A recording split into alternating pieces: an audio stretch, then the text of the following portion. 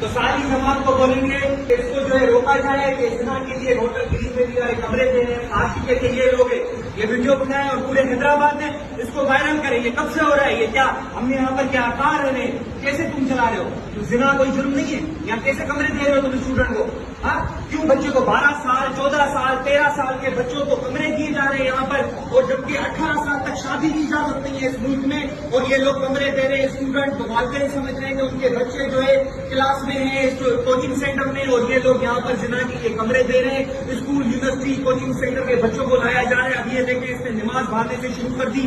ہمارے لیے انہوں نے 10 بندے یہاں پر بلا لیے اور مسجد کا گھیراؤ کر کے ہمیں دھمکی دے رہے تھے کہ تم یہاں پر کیوں آئے ہو اور تمہیں جو ہے مار دیں گے. یہ لوگ ہوٹل گرین ویلی میں زنا کے لیے، فحاشی کے لیے، شراب آئس نشہ دیا جا رہا ہے. حیدرآباد کی قوم کو عوام کو تباہ کیا جا رہا ہے.